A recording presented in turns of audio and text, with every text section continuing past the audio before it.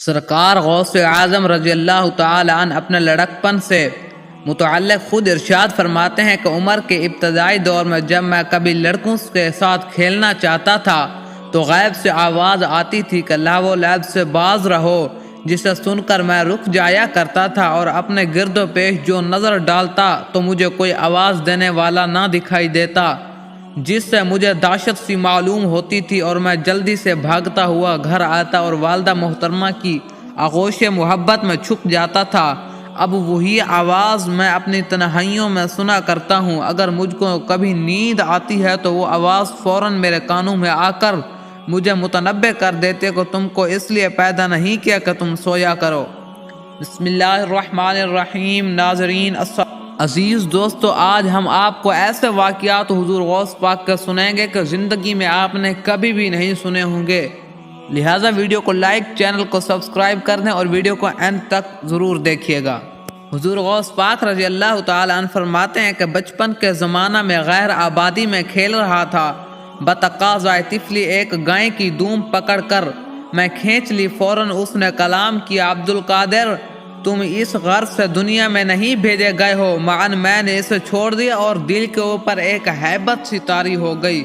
اور مشہور روایت یہ ہے کہ حضرت سیدنا شیخ عبدالقادر جیلانی حضور غوث پاک کی عمر شریف جب 4 سال کی ہوئی تو اسلامی رسم و رواج کے مطابق آپ کے والد محترم سیدنا شیخ ابو صالح رضی اللہ تعالی عنہ آپ کو رسم بسم اللہ خوانی کی ادائیگی اور مکتب میں یعنی مدرسہ میں داخل کرنے کی غرض سے لے گئے، اور استاد کے سامنے آپ دو زانو ہو کر بیٹھ گئے۔ استاد نے کہا، بیٹے پڑھو بسم اللہ الرحمن الرحیم۔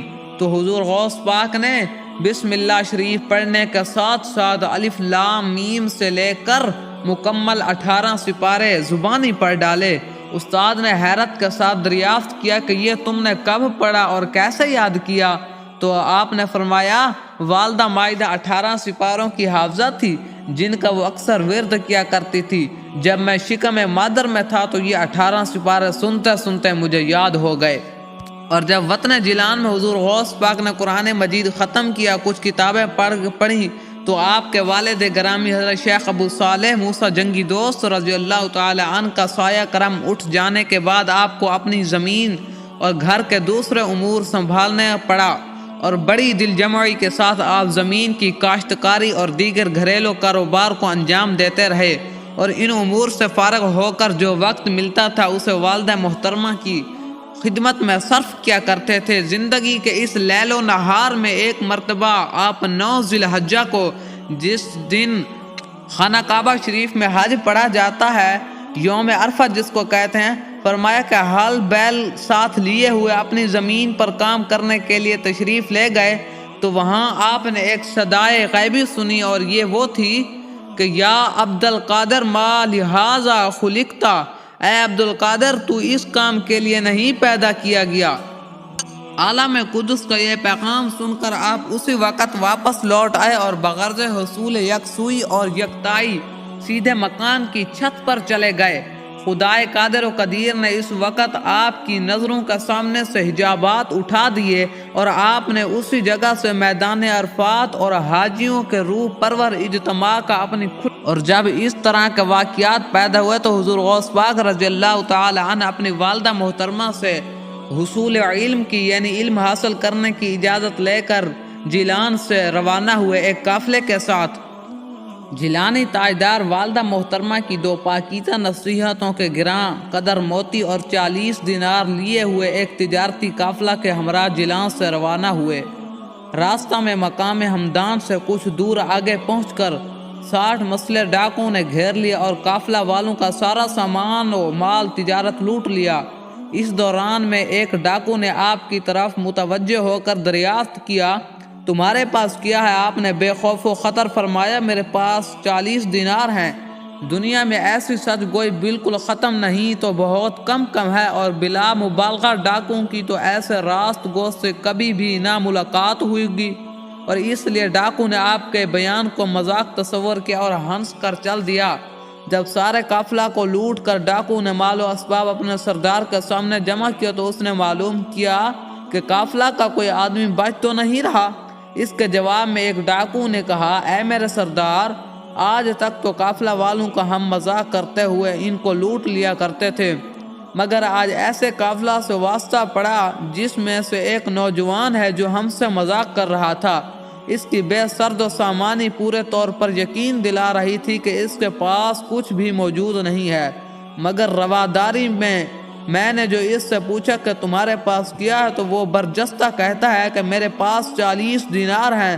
ظاہر ہے کہ جس ماحول میں سے میں اس سے پوچھا گیا، بھلا جس کسی کے پاس کوئی معمولی سی بھی رقم ہوگی وہ ایسی صورت میں اسے مزید چھپانے کی کوشش کرے گا، نہ کہ اپنی چھپی ڈھکی رقم کو ظاہر کر دے گا۔ یہ کیفیت سن کر سردار خود ہی آپ کے پاس آیا اور اس استفسار پر آپ نے دیناروں کی موجودگی کا اعتراف کیا۔ بالآخر اس نے پوچھا، اچھا تو وہ 40 دینار کہاں ہیں جو آپ کے پاس ہے؟ تو آپ نے فرمایا، بغل کے نیچے کپڑے میں سلے ہوئے ہیں۔ چنانچہ جب وہ کپڑا ادھیڑا گیا تو دینار کھرے کھرے زمین پر گر پڑے۔ سراپا حیرت بن کر سردار نے سوالیہ لہجے میں آپ سے دریافت کیا، اس سچائی پر آپ کو کس نے جرأت دلائی؟ فرمایا، والدہ نے۔ رخصت کرتے ہوئے اقل حلال اور صدق مقال، یعنی حلال چیز کھانے کی اور سچی بات کرنے کی ہدایت کی تھی، اور میں نے وعدہ کیا تھا کہ ہر حال میں اس کی پابندی کروں گا۔ قسمت سے راستہ ہی میں امتحان کی گھڑی آ گئی ہے۔ میں نے جھوٹ بولنا اپنا وعدہ اور ماں کی نصیحت کے خلاف سمجھا۔ انہی دو چیزوں نے مجھے اس سچائی پر آمادہ کیا ہے۔ صدق و مقال کی بجلی نے دل کے اندر پہنچ کر خرمن معصیت کو آن کر جلا کر رکھ دیا۔ بغاوت کا محل تاراج ہوا اور سچائی کا حیرت انگیز کرشمہ ظاہر ہو رہا۔ آپ کا جواب سن کر بے ساختہ سردار چیخ پڑا، روتے ہوئے تھر تھراتے ہوئے ہاتھوں سے سرکار غوث اعظم کا دست مبارک پکڑ کر کہنے لگا، تم اپنی والدہ سے وعدہ کی اس کی قدر پابندی و لحاظ کرتے ہو، مگر افسوس بہرحال ماں ہمارا کیا حشر ہوگا۔ میں تو ایک زمانے سے خدائے بزرگ و برتر کی حکم عدولی، وعدہ خلافی اور اس سے کھلی ہوئی بغاوت کر رہا ہوں۔ اے مالک ارض و سما، تیری شان کریمی کے سہارے اب سرکشی و بغاوت اور تیری عہد شکنی سے باز آتا ہوں۔ یہ کہتے کہتے سرکار غوث اعظم کے ہاتھ پر اس نے توبہ کی۔ اس کے بعد اپنے ساتھیوں سے یوں گویا ہوا، آج مدتوں کا بھاگا ہوا سراپائے معصیت و سرکشی میں ڈوبا ہوا ایک بندہ اپنے آقا و مالک کی حقیقی کے آستان پر جھک گیا، پہنچ گیا ہے۔ اب میں سچے دل سے نافرمانیوں اور گناہوں سے کنارہ کشی اختیار کرتا ہوں، اس لیے اب نہ تم میرے ساتھ رہ سکتے ہو اور نہ میں تمہارے ساتھ رہوں گا۔ تم آزاد ہو، جو چاہو کرو، لیکن اب تمہاری راہ گزر اور ہے اور میری راہ گزر اور ہے۔ لٹیرے ساتھیوں نے آپ دیدہ ہو کر کہا، ڈکیتی میں ہم آپ سب کے سردار تھے، گناہ و معصیت و نافرمانی و بغاوت میں جب ہم نے آپ کا ساتھ دیا تو کیا نیکوکاری میں اور خدا تعالیٰ کی اطاعت و فرما برداری میں ہم آپ کو اپنے آپ سے جدا کر دیں گے؟ یہ کہتے ہوئے سب کے سب رونے لگے۔ تمام لوٹا ہوا سامان و مال تجارت شیخ جیلانی کے قافلے والوں کو واپس کیا اور پوری جماعت نے سرکار غوث اعظم کے دست حق پرست پر توبہ کی۔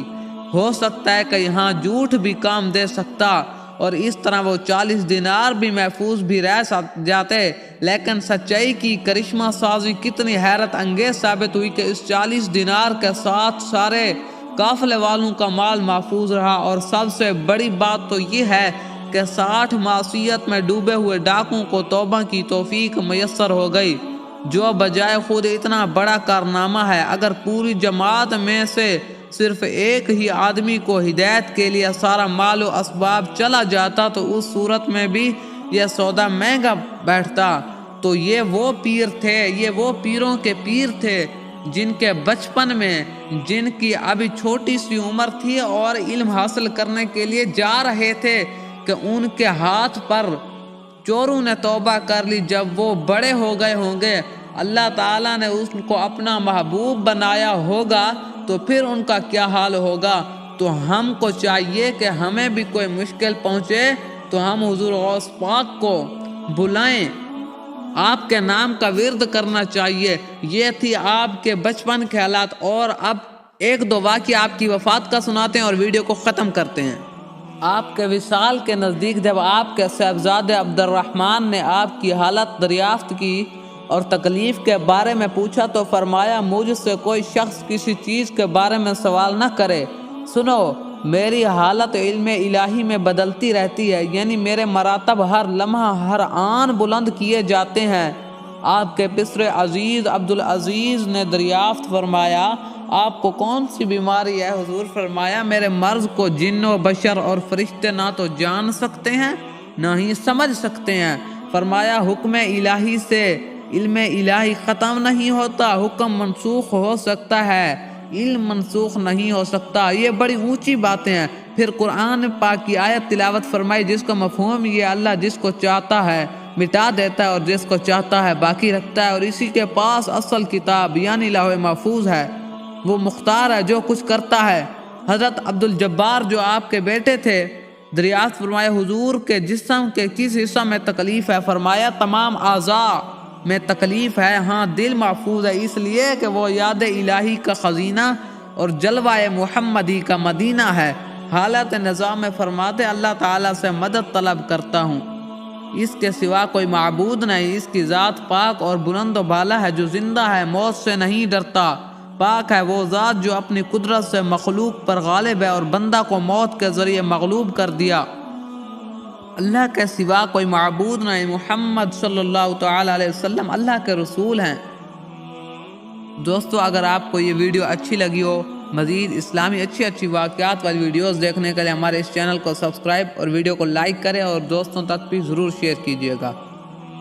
جزاک اللہ خیرا کثیرا۔